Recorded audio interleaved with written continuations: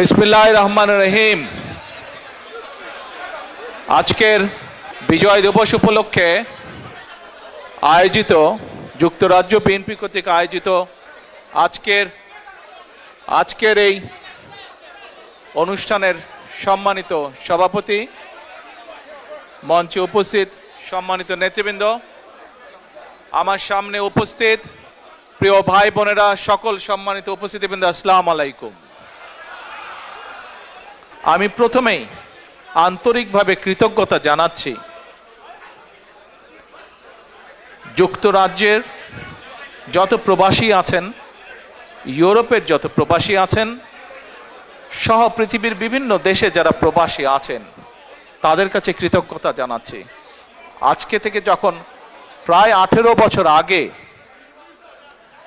যখন এই দেশে আসতে বাধ্য হয়েছিলাম চিকিৎসার জন্য, তারপর থেকে বিভিন্ন সময় আপনাদের বহু মানুষ, প্রবাসীদের বহু ভাই বোনেরা আমার এবং আমার পরিবারকে বিভিন্ন সময় মানসিকভাবে সাহস জুগিয়েছেন, বিভিন্নভাবে পাশে দাঁড়িয়েছেন। আমি সেজন্যই সকল প্রবাসী ভাই বোনদের কাছে কৃতজ্ঞতা প্রকাশ করছি আমার এবং পরিবারের পক্ষ থেকে। আজকে মানুষটি আমাদের মাঝে নাই, একটি মানুষের কথা আমার খুব মনে পড়ছে, মরহুম কমরুদ্দিন সাহেবের কথা। এই মানুষটি, সে সময় আমি অসুস্থ ছিলাম, এবং এই মানুষটি যেভাবে তার সময়ের সব কিছু দিয়েছেন, সব কিছু দিয়ে আমাকে যেভাবে চিকিৎসার সাহায্য করেছিলেন, তার জন্য আমি তার এবং তার পরিবারকে কৃতজ্ঞতা জানাই। প্রিয় ভাই বোনেরা, আজকে আমাদের মহান বিজয় দিবস। এই বিজয় দিবসে প্রায় 55 বছর হয়ে গেল বাংলাদেশ স্বাধীন হয়েছে। 1971 সালে লক্ষ মানুষের আত্মত্যাগের বিনিময়ে,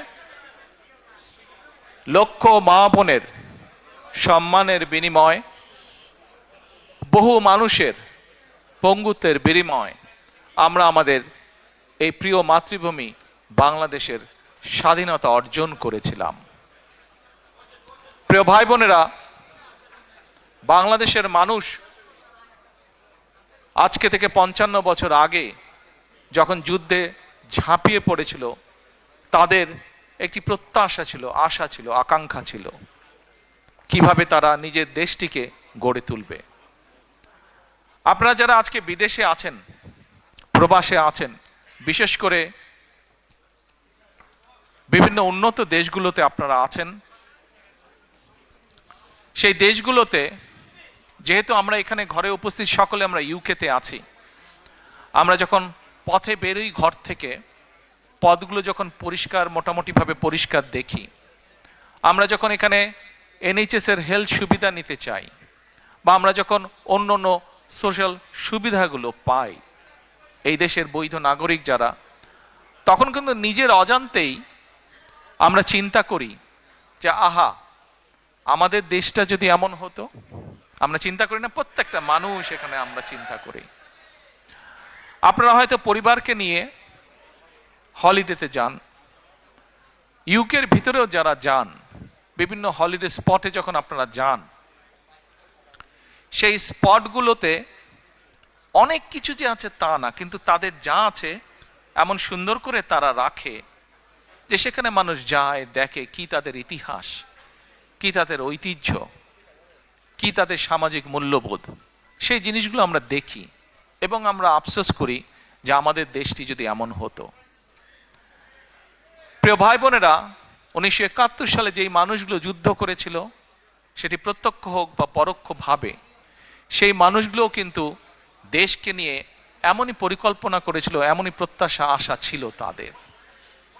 আমরা দেখেছি বিভিন্ন সময় যখনই দেশটিকে গড়ার জন্য, দেশটিকে মানুষের প্রত্যাশিত যে আশা আকাঙ্ক্ষা সেভাবে যারাই নিতে চেয়েছিল, আমরা দেখেছি বিভিন্নভাবে, বিভিন্ন ষড়যন্ত্রের মাধ্যমে সেই গতিকে রোধ করে দেওয়া হয়েছে। স্বাধীনতা যুদ্ধের পরে যখন নতুন দেশটি আমরা পেলাম, তখন মানুষ আশায় বুক বেঁধেছিল যে এই দেশে গণতন্ত্রের চর্চা হবে এবং গণতন্ত্রের চর্চার মাধ্যমে ধীরে ধীরে দেশ এবং জাতি এগিয়ে যাবে। হঠাৎ করে আমরা দেখেছি বাকশাল চলে আসলো। আমি এত ডিটেল স্টোরিতে যাব না, কম বেশি আপনাদের ধারণা আছে। গণতন্ত্রের মানুষের অধিকার, ভোটের অধিকার সবকিছুকে টুটি চেপে ধরা হলো। পরবর্তীতে শহীদ রাষ্ট্রপতি জিয়াউর রহমান যখন দেশ পরিচালনার দায়িত্ব পেলেন জনগণের পক্ষ থেকে, আমরা দেখেছি আবার বহুদলীয় গণতন্ত্র চালু হলো দেশে। ধীরে ধীরে মানুষ কথা বলার অধিকার ফিরে পেল। সংবাদপত্রগুলো ধীরে ধীরে প্রকাশিত হতে লাগলো। সংবাদপত্রগুলো আস্তে আস্তে গঠনমূলক সমালোচনা শুরু করলো সরকারের। জনগণের প্রত্যাশা প্রতিফলিত হতে লাগলো সংবাদপত্রতে, বিভিন্ন আলোচনা অনুষ্ঠান, বিভিন্ন সেমিনারে।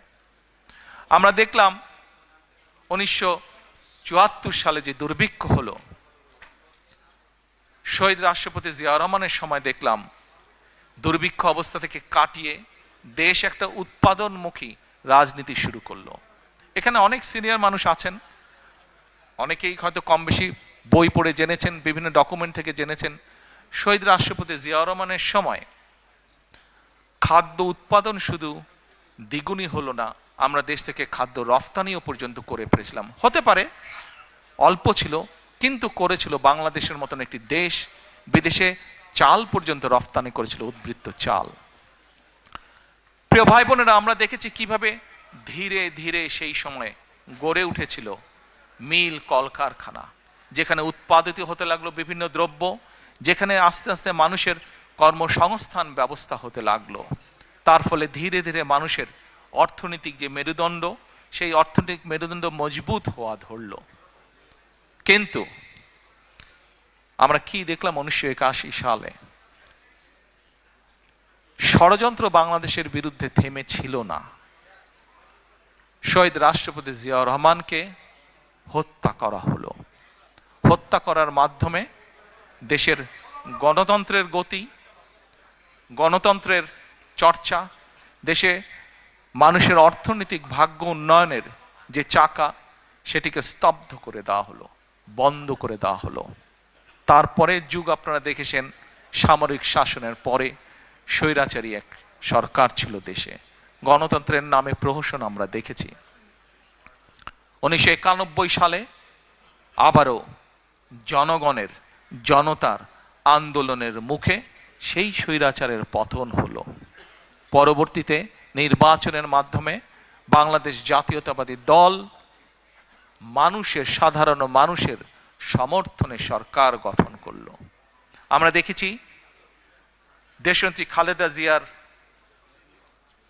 সরকার বাংলাদেশের মানুষের দ্বারা নির্বাচিত হবার পরে কিভাবে আবার ধীরে ধীরে ধীরে দেশকে গড়ে তুলতে সক্ষম হলো। আমরা দেখেছি সেই সময় কিভাবে দেশে আবারও শিল্প কারখানা স্থাপিত হলো। 1996 সেই ষড়যন্ত্রমূলক নির্বাচনের মাধ্যমে এই যে পলাতক স্বৈরাচার, যারা গত 1 বছর আগে দেশ থেকে পালিয়ে গিয়েছে জনগণের আন্দোলনের মুখে, এরা যখন 96 সালে আসলো, তখন সংসদে একদিন তাদেরই তৎকালীন যে শিল্পমন্ত্রী ছিল, তার নিজের বক্তব্য ছিল যে 91 থেকে 96 সাল পর্যন্ত দেশনেত্রী খালেদা জিয়া যখন দেশ পরিচালনার দায়িত্বে ছিলেন, তখন দেশে 84,000 শিল্প কলকারখানা প্রতিষ্ঠিত হয়েছিল। প্রিয় ভাই বোনেরা, 84,000 কলকারখানা প্রতিষ্ঠিত হয়েছিল। এই সংখ্যাটা দিয়ে বোঝা যায় যে দেশে সেই সময় উন্নয়নের গতিধারা চালু হয়েছিল। ঠিক একইভাবে যেমন শহীদ রাষ্ট্রপতি জিয়াউর রহমানের সময় দুটি সেক্টর, যেটা নিয়ে প্রত্যেকটি সরকার 75-এর পরে প্রত্যেকটি সরকার বিভিন্ন সময় গৌরব বোধ করেছে। এক, বাংলাদেশের গার্মেন্ট শিল্প, দুই, প্রবাসীদের পাঠানো রেমিটেন্স। এটিও কিন্তু বিএনপি সরকারের করে যাওয়া, জিয়াউর রহমানের করে যাওয়া। প্রিয় ভাই বোনেরা, দেশনেত্রী খালেদা জিয়ার সময় আমরা কি দেখলাম? যেমন দেখলাম ৮৪,০০০ শিল্প কারখানা স্থাপিত হলো, দেশের গ্রামগঞ্জের রাস্তাঘাটগুলো আস্তে আস্তে পাকা হওয়া ধরলো, স্কুল কলেজগুলোতে আস্তে আস্তে লেখাপড়া শুরু হলো, গ্রামের শিশুদের জন্য, ভবিষ্যৎ প্রজন্মদের জন্য আস্তে আস্তে স্কুল কলেজ স্থাপিত হওয়া ধরলো, নতুন নতুন স্কুল কলেজ। একইভাবে আমরা দেখলাম একটি বিশাল সংস্কার। বাংলাদেশের জনসংখ্যার মোটামুটি সকল সময়, সেই সময় ৯১ সালে খুব সম্ভব জনসংখ্যা ছিল অ্যাবাউট ১৫-১৬ কোটির মতন বোধ হয়, না ১২-১৩ কোটির মতন ছিল। তখনও জনসংখ্যার অর্ধেক ছিল নারী। এই অর্ধেক জনসংখ্যাকে যদি আমরা আমাদের পুরো অর্থনৈতিক ব্যবস্থা, আমাদের শিক্ষা ব্যবস্থার মধ্যে না আনি, কোনোভাবেই দেশকে গড়ে তোলা সম্ভব না। এবং আমরা তাই দেখলাম দেশনেত্রী বেগম খালেদা জিয়া মেয়েদের স্কুল কলেজে শিক্ষা ব্যবস্থা, বিনা বেতনে শিক্ষা ব্যবস্থা চালু করলেন। প্রিয় ভাই বোনেরা, কিছুদিন আগে বিএনপির একটি অনুষ্ঠানে আমি একটি ঘটনা বলছিলাম, হয়তো আপনারা ইউটিউবে বা অনলাইনে দেখেছেন, শুনেছেন আমার সেই ঘটনাটি। তারপরেও আজকে আপনাদের সামনে আবারও আমি ঘটনাটি তুলে ধরতে চাই। কি সেই ঘটনাটি? এবছর জানুয়ারি মাসে দেশনেত্রী খালেদা জিয়া যুক্তরাজ্যে এসেছিলেন চিকিৎসার জন্য। সেই সময় উনি যেই হসপিটালতে ছিলেন, লন্ডন ক্লিনিক হসপিটালতে ছিলেন, একদিন আমরা সন্ধ্যার সময় সবাই ওনার কেবিনে আছি, স্বাভাবিকভাবে কিছুক্ষণ পরপর তো নার্স আসে। তো সেই সময় একজন নার্স আসলো। নার্সটা এসে আমরা যারা ছিলাম মোটামুটি আমাদের সবাইকে বলছে, আম্মার দিকে তাকিয়ে বলছে, আমি কিন্তু তোমাকে জানি, তুমি কে। তো ওখানে তো বেগম খালেদা জিয়া ভর্তি আছেন, উনি বাংলাদেশের এক্স প্রাইম মিনিস্টার, এগুলো তো আছে। তো আমরা ভাবছি যে এটা তো সবাই জানে, এখানে যারা ডিউটিতে আছে সবাই তো জানবেই এটা। তখন নার্সটি নিজেই বলছেন, না, তোমার যেগুলো অফিসিয়াল প্রোটোকল আছে বা ছিল সেটা তো আমি জানি, কিন্তু আরেকটা ভাবে তোমাকে আমি চিনি এবং অনেক আগে থেকে তোমাকে আমি জানি। আমি যখন ছোট ছিলাম সেই সময় থেকে তোমাকে আমি চিনি, জানি। তো আমরা একটু অবাক হয়ে জিজ্ঞেস করলাম, কিভাবে তুমি ওনাকে চেনো? ওই নার্স যে, তার বাড়ি ছিল, দেশের বাড়ি হচ্ছে, শি ওয়াজ ফ্রম নাইজেরিয়া। তো বলল, তুমি তোমার দেশে মেয়েদের জন্য ক্লাস 12 পর্যন্ত শিক্ষা ফ্রি করেছো তুমি, এবং আমার দেশের সরকার তোমার এই পলিসিটা গ্রহণ করেছে, যার ফলে আমি বিনামূল্যে শিক্ষা পেয়েছি, পরবর্তীতে পড়ালেখা করেছি, আজকে আমি ইউকেতে এসে এখানে কাজ করছি। প্রিয় ভাই বোনেরা, আপনাদেরকে অল্প একটি বললে অনেক বলা যাবে, বললে অনেক কিছু বলা যাবে বিএনপি সরকার কি কি করেছে। যেমন আরেকটি বলি, এটাও স্বাস্থ্য খাতেরই কথা। আপনারা এখানে যারা আছেন আজকে উপস্থিত, কারো না কারো, সবার বাড়ি কোনো না কোনো জেলা এবং কোনো না কোনো উপজেলায়। আপনাদের সবারই যখন দেশে যান, গিয়েছেন, দেখছেন, এই উপজেলায় 51 বেডের একটি উপজেলা স্বাস্থ্য কমপ্লেক্স আছে। আপনার নিজের উপজেলার স্বাস্থ্য কমপ্লেক্সটি কে কে দেখেননি? হাত তুলেন তো ভাই, কে কে দেখেননি? যারা যারা নিজের উপজেলা স্বাস্থ্য কমপ্লেক্স দেখেননি, আচ্ছা, তাহলে দয়া করে গিয়ে দেখে নেবেন এবার, যারা হাত তুলেছেন দেখেননি। আর কারা কারা দেখেছেন? এই দেখেন, মেজরিটি মানুষ দেখেছেন, ধন্যবাদ, থ্যাংক ইউ সো মাচ। এখন এই যে উপজেলা স্বাস্থ্য কমপ্লেক্স, এই উপজেলা 51 বেডের যেটা, এটির 31 বেড করেছিলেন শহীদ রাষ্ট্রপতি জিয়া রহমান, তার আগে ওখানে কিচ্ছু ছিল না। এবং পরবর্তীতে যেই 20 বেড অ্যাড হয়েছে, পরবর্তীটা করেছে আপনাদেরই সরকার, দেশনেত্রী খালেদা জিয়া সরকার। আমাদের প্রশ্ন এখনো, এই যে স্বৈরাচার ছিল তারা কিছু জিনিস বানিয়েছিল, কিন্তু সাধারণ মানুষ যখন অসুস্থ হয়, গ্রাম পর্যায়ে, ইউনিয়ন পর্যায়ে, উপজেলা পর্যায়ে, তারা কিন্তু উপজেলা স্বাস্থ্য কমপ্লেক্সে যায়, অন্য জায়গায় কোথাও যায় না তারা চিকিৎসার জন্য। তার মানে মানুষ, প্রান্তিক মানুষ চিকিৎসার জন্য যতটুকু সুবিধা পাচ্ছে, তারা যে যাচ্ছে, তারা কিন্তু সেই বিএনপি যে করে আসছে সেখানেই তারা যাচ্ছে। প্রিয় ভাই বোনেরা, খুব সংক্ষেপে আমি কয়েকটি উদাহরণের মাধ্যমে আপনাদের সামনে কিছু কথা উপস্থাপন করলাম। আমরা বিগত 16 বছর 2008 থেকে এবং বিশেষ করে 14 সালের পর থেকে 5ই আগস্ট 4 আগস্ট পর্যন্ত বাংলাদেশ জাতীয়তাবাদী দল, বাংলাদেশ জাতীয়তাবাদী দলের লক্ষ লক্ষ নেতা কর্মী রাজপথে ছিলাম। আমরা কেন রাজপথে ছিলাম? আমরা রাজপথে ছিলাম এই দেশের মানুষের রাজনৈতিক অধিকার, কথা বলার অধিকার, ভোটের অধিকার প্রতিষ্ঠা করার জন্য। আমাদের সাথে আমরা যে শুধু একা ছিলাম তা না, আমাদের সাথে আরো কিছু রাজনৈতিক দল ছিল। কে ছোট কে বড় সেটি কথা না, মূল কথাটি হচ্ছে অত্যাচার, নির্যাতন, অবৈধ ক্ষমতা দখলদারির বিরুদ্ধে আমরা বিএনপি সহ অনেকগুলো রাজনৈতিক দল সে সময় রাজপথে ছিলাম। এই রাজপথে থাকতে গিয়ে আমাদের হাজারের মতন নেতাকর্মী গুমের শিকার হয়েছে, আরো হাজারেরও বেশি নেতাকর্মী খুনের শিকার হয়েছে। আমাদের 60 লক্ষের মতন নেতাকর্মী বিভিন্ন নির্যাতন, অত্যাচার, হামলার শিকার হয়েছে।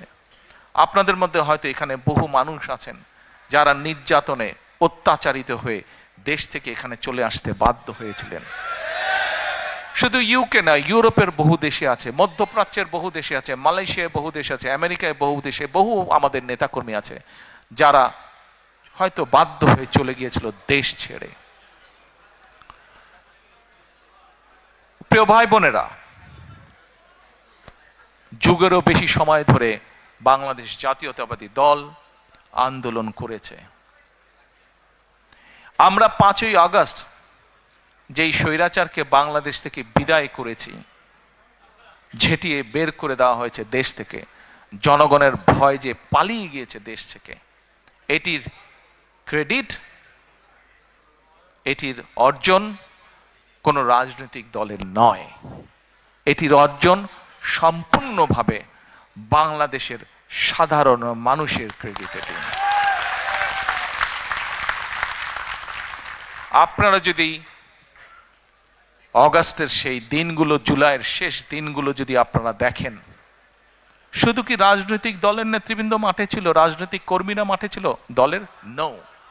সেদিন আমরা দেখেছি একজন রিক্সা চালক মাঠে, আমরা দেখেছি সিএনজি চালক মাঠে, আমরা দেখেছি ক্ষুদে ব্যবসায়ী মাঠে, আমরা দেখেছি স্কুল শিক্ষক মাঠে, আমরা দেখেছি ডাক্তার নার্স মাঠে, আমরা দেখেছি বিভিন্ন কলেজ, বিশ্ববিদ্যালয়ের, প্রাইভেট ইউনিভার্সিটি, স্কুল শিক্ষক, ছাত্র ছাত্রীরা মাঠে, আমরা দেখছি গৃহিণীরা পর্যন্ত রাজপথে, আমরা দেখেছি শিশুরা পর্যন্ত রাজপথে।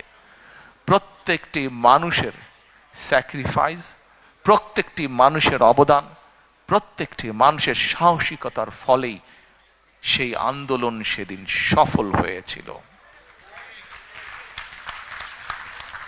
প্রিয় ভাই বোনেরা, আন্দোলন ইনশাআল্লাহ আলহামদুলিল্লাহ সফল হয়েছে, কিন্তু আন্দোলন সফল হবার সফলতা হচ্ছে একটি অধ্যায়। একটি অধ্যায়। বিজয় করা অনেক সময় বিজয় করা যায়, কিন্তু বিজয়ের সফলতা ধরে রাখা আরো কঠিন। প্রিয় ভাই বোনেরা, যেই কথাটা দিয়ে শুরু করেছিলাম, একটি কথা বলেছিলাম শুরুর দিকে, আমরা যারা ইউকেতে থাকি যখন ঘর থেকে বের হই, এই দেশের অনেক কিছু দেখলে মনে হয় আহা, আমার দেশটা কেন এমন না। প্রিয় ভাই বোনেরা, আমার দেশটি, আমাদের দেশটি যদি গড়ে তুলতে হয় আমাদের প্রত্যাশার মতন, তাহলে তো কাজ আমাদেরকেই করতে হবে, তাই নয় কি?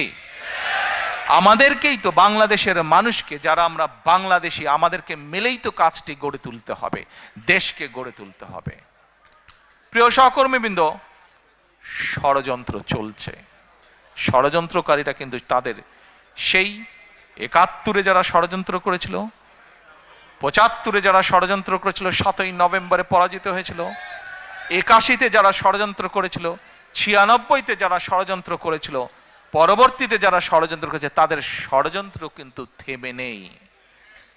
এবং বাংলাদেশ জাতীয়তাবাদী দল একটি দায়িত্বশীল দল হিসাবে আমাদের এবং আমাদের প্রতিটি পর্যায়ের নেতাকর্মীর পবিত্র দায়িত্ব হচ্ছে বাংলাদেশের মানুষকে সাথে নিয়ে সচেতন করার মাধ্যমে সজাগ এবং সতর্ক থাকা এবং বাংলাদেশের মানুষকে সজাগ এবং সতর্ক রাখা এই ষড়যন্ত্রের বিরুদ্ধে। প্রিয় ভাই বোনেরা,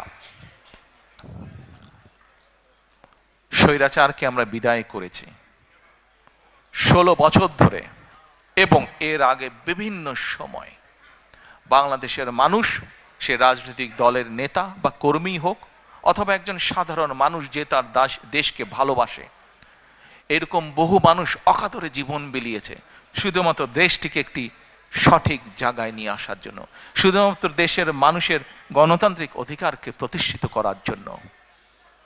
আজ একটি সময় এসেছে, আগামী 2 মাস পরে দেশে একটি নির্বাচন, বহুল প্রত্যাশিত একটি নির্বাচন, যে নির্বাচনে মানুষ নিজে ঘর থেকে বেরিয়ে নিরাপদে যাবে, স্বাচ্ছন্দ্যে ভোট দিবে তার ইচ্ছা মতন।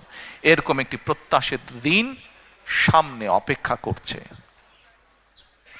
প্রিয় সহকর্মীবৃন্দ, আমরা যেরকম একটি দায়িত্বশীল রাজনৈতিক দল হিসাবে আজকে আমাদের দায়িত্ব যেমন বাংলাদেশের বিরুদ্ধে, বাংলাদেশের মানুষের স্বাধীনতা, সার্বভৌমত্ব, গণতান্ত্রিক অধিকার, ভোটের অধিকার, অর্থনৈতিক স্বাধীনতার বিরুদ্ধে যারা ষড়যন্ত্র করছে তাদের বিরুদ্ধে যেমন বাংলাদেশের মানুষকে সতর্ক রাখা, সজাগ রাখা, একই সাথে প্রিয় ভাই বোনেরা, আমাদের একটি অন্যতম গুরুত্বপূর্ণ দায়িত্ব হচ্ছে দেশের মানুষের সামনে পরিকল্পনা দেওয়া। আমাদের মধ্যে অনেকেই বক্তব্যে বলেন আমরা এই স্বপ্ন দেখছি, আমরা সেই স্বপ্ন দেখছি। আমি ভাই স্বপ্ন টপ্নের মধ্যে নাই, আমি কোনো স্বপ্নের মধ্যে নেই। আমরা আছি পরিকল্পনার মধ্যে, আমরা পরিকল্পনা করব, আমরা পরিকল্পনা বাস্তবায়ন করব। আমরা কোনো স্বপ্নের মধ্যে থাকতে চাই না। স্বপ্ন দেখতে দেখতে দেশ থেকে প্রতি বছর $16 বিলিয়ন পাচার হয়ে গিয়েছে। স্বপ্ন দেখতে দেখতে দেশের অর্থনৈতিক অবস্থা, দেশের শিক্ষা ব্যবস্থা, দেশের কৃষি ব্যবস্থা, দেশের রাস্তাঘাট, দেশের আইন আদালত, আইন শৃঙ্খলা সবকিছু ভেঙে চুরমার হয়ে গিয়েছে। প্রিয় ভাই বোনেরা, আপনারা যদি একটু রিসার্চ করেন আপনাদের মতন করে, দেখবেন প্রথম যখন শহীদ রাষ্ট্রপতি জিয়া রহমান দেশ পরিচালনার দায়িত্ব পেলেন, তার আগে কি অবস্থা ছিল দেশের? সেই খাদের কিনারা থেকে উনি তুলে নিয়ে এসেছিলেন দেশকে। আবারও 90-এ স্বৈরাচারের পতনের পরে যখন দেশনেত্রী খালেদা জিয়া দেশ পরিচালনার দায়িত্ব পেলেন, আবারও ধীরে ধীরে পরিশ্রম করার মাধ্যমে দেশকে একটি অবস্থানে তুলে নিয়ে এসেছেন। এটি হতে পারে প্রকৃতি বলেন, ইতিহাস বলেন, বাস্তবতার একটি নির্মম চিত্র, বা কিভাবে বলবো আমি নিজেও ঠিক জানি না। বাট বাস্তবতা হচ্ছে যখনই এই দেশের স্বাধীনতা, সার্বভৌমত্ব হুমকির সম্মুখীন পড়েছে, যখনই এই দেশের স্বাস্থ্য ব্যবস্থা বলেন, অর্থনৈতিক ব্যবস্থা বলেন, সবকিছু ভেঙে পড়ার উপক্রম হয়েছে, তখনই সেই দায়িত্বটা, সেই কঠিন দায়িত্বটা এসে পড়ে বিএনপির উপরে। প্রিয় ভাই বোনেরা, আমরা দৃঢ়ভাবে বিশ্বাস করি বাংলাদেশ জাতীয়তাবাদী দল, বিএনপির প্রতিটি নেতাকর্মী, শহীদ জিয়া, দেশনেত্রী খালেদা জিয়ার প্রতিটি সৈনিক, আমরা দৃঢ়ভাবে বিশ্বাস করি যে ইনশাল্লাহ আগামী ফেব্রুয়ারি মাসে যে নির্বাচন, সে নির্বাচনে বাংলাদেশের মানুষের সমর্থন নিয়ে বাংলাদেশ জাতীয়তাবাদী দল সরকার গঠন করতে সক্ষম হবে। এক মিনিট, সমস্যা তো তারপরে, বিপদ কিন্তু তারপরে। আপনারা যারা খুব খুশিতে তালি দিলেন, হ্যাঁ খুশি আপনারা হতেই পারেন। দেশের মানুষের সমর্থন নিয়ে যদি আমরা ইনশাল্লাহ সরকার গঠন করতে পারি, অবশ্যই আমরা দেশের মানুষের কাছে প্রতি যেরকম আমাদের কৃতজ্ঞতা থাকবে, একইভাবে তাদের কাছে আমাদের দায়বদ্ধতা থাকবে, জবাবদিহিতা থাকবে। এই মুহূর্তে দেশের যে শিক্ষা ব্যবস্থা, দেশের যে স্বাস্থ্য ব্যবস্থা, দেশের যে অর্থনৈতিক ব্যবস্থা, ব্যবসা বাণিজ্যের যে অবস্থা, ব্যাংকগুলোর যে অবস্থা, প্রত্যেকটি বিষয়, ইউ নেম এনি সাবজেক্ট, যেই অবস্থা প্রত্যেকটি মানুষের সাথে রিলেট করে, মানুষের জীবনযাত্রার সাথে রিলেট করে, প্রত্যেকটি অবস্থার অত্যন্ত শোচনীয় অবস্থা, প্রত্যেকটি ক্ষেত্রে অত্যন্ত শোচনীয় অবস্থা।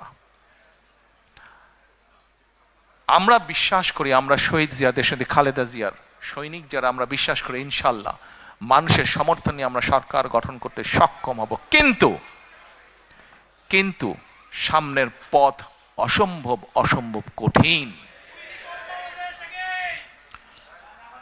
অসম্ভব কঠিন। এবং এই কঠিন পথ যদি পাড়ি দিতে হয়, অনেকে অনেক বড় বড় সুন্দর সুন্দর ভালো ভালো কথা বলতে পারবে, কিন্তু আমাদেরকে পরিকল্পনা গ্রহণ করতে হবে যদি এই কঠিন পথ আমরা অতিক্রম করতে চাই। আমাদের কি পরিকল্পনা গ্রহণ করতে হবে? এরকম কয়েকটি পরিকল্পনার কথা আপনাদের সামনে আমি আজকে তুলে ধরতে চাই। সময় পাবো? Thank you. না সারা রাত না ভাই, আমারও সকালে কাম আছে, আপনাদেরও কাম আছে। এখন কয়েকটি আপনাদের সামনে আমি তুলে ধরবো। আপনাদের নিশ্চয়ই মনে আছে প্রিয় ভাই বোনেরা, আপনাদের নিশ্চয়ই মনে আছে আজকে থেকে যখন বাংলাদেশের মানুষের, বাংলাদেশের ঘাড়ে ওই পলাতক পতিত স্বৈরাচার চেপে বসেছিল, ঠিক সেই সময় আপনাদের দল বিএনপি বাংলাদেশে আজকে থেকে প্রায় 2.5 বছর আগে, তখন কেউ জানতো না যে কবে, আমরা প্রত্যেকে দৃঢ়ভাবে আত্মবিশ্বাসী ছিলাম যে স্বৈরাচারকে পড়তে হবে, তাকে চলে যেতে হবে। কবে হয়তো এক্সাক্ট ডেট আমরা তখনও সেভাবে নির্ধারিত ছিল না। স্বৈরাচার পতনের 2.5 বছর আগে বাংলাদেশের মানুষের সামনে আমরা 31 দফা সংস্কার কর্মসূচি উপস্থাপন করেছিলাম। মনে আছে আপনাদের? Yes. তখন অনেকে হেসেছিল। আর আজকে যারা, কাউকে আমি আঘাত করে কথা বলতে চাই না, কাউকে অসম্মান করে কথা বলতে চাই না, কিন্তু আজকে বহু মানুষ সংস্কার নিয়ে কথা বলছে। ভেরি গুড, বলুন, আমরা চাই আপনারা বলুন। কারণ আমাদের 31 দফাতে আমরা বলেছি এটার থেকে বেটার যদি কিছু দেন, এটা থেকে নতুন কিছু যদি আপনারা কেউ উপস্থাপন করেন, আমরা সানন্দে তা গ্রহণ করব। সেই 31 দফার মধ্যে আমরা বলেছি যে 31 দফা আমরা বিশ্বাস করি, শহীদ রাষ্ট্রপতি জিয়াউর রহমান 19 দফা দিয়েছিলেন। সেই 19 দফাকে আরো সময়ে, পরিস্থিতি, সবকিছুর পরিবর্তনের কারণে সেটিকে আমরা কিছুটা আরো পরিবর্তন করে আরো সুন্দরভাবে আমরা উপস্থাপন করেছি, যার ভিত্তিতে আমরা দেশ পরিচালনা করতে চাই ইনশাআল্লাহ। এখন এই 31 দফার ভেতর থেকে আমরা আরো কয়েকটি বিষয়কে আলাদা করে বের করে নিয়ে এসেছি। এই 31 দফার ভেতরে সাংবিধানিক বিষয় আছে, এই 31 দফার ভেতরে আইনগত বিষয় আছে, এই 31 দফার ভেতরে আপনার, আমার, আমাদের সকলের বেঁচে থাকার মৌলিক অধিকারের নিশ্চয়তা কিভাবে প্রদান করা যায় তার কিছু ডাইরেকশন বা পরিকল্পনা আছে। যেমন, আস্তে হাততালি পরে দিই আমরা, যেমন আসুন এই 31 দফার মধ্যে বাই নাও আপনারা শুনেছেন, দেখেছেন, আমরা একটি কার্ড ইন্ট্রোডিউস করতে চাই, যেটার নাম আমরা দিয়েছি ফ্যামিলি কার্ড। বাই নাও আপনারা শুনেছেন। এখন এই ফ্যামিলি কার্ডটা কি, নাম হয়তো আপনারা শুনেছেন অনেকে, কেউ কেউ হয়তো আপনারা এখানে যারা আজকে উপস্থিত আছেন কেউ কেউ হয়তো আপনারা জানেন, আচ্ছা ফ্যামিলি কার্ড দিয়ে কি হবে না হবে। এই ফ্যামিলি কার্ডটা কেন ইন্ট্রোডিউস করতে চাই, কি এটার লক্ষ্য উদ্দেশ্য, সংক্ষেপে আপনাদের সামনে আমি তুলে ধরতে চাই। এবং আপনাদের কাছে যেটা তুলে ধরব, আপনাদের প্রতি আমার অনুরোধ থাকবে আপনারা এই কথাগুলো আরো মানুষের কাছে পৌঁছে দিবেন। আসুন এবার ফ্যামিলি কার্ডটি কি আমরা সংক্ষেপে বিবেচনা করি, দেখি। আমরা এটি, আমরা যে ব্যাংক কার্ড ব্যবহার করি। এটি ব্যাংক কার্ডের মতন একটি কার্ড। এখন এই কার্ডটি আমরা কাকে দেব? এই কার্ডটি আমরা দেব বাংলাদেশে এই মুহূর্তে অ্যাভেলেবেল যত ডাটা আছে, সেই ডাটার ভিত্তিতে আমরা দেখেছি বাংলাদেশে 4 কোটি পরিবার আছে।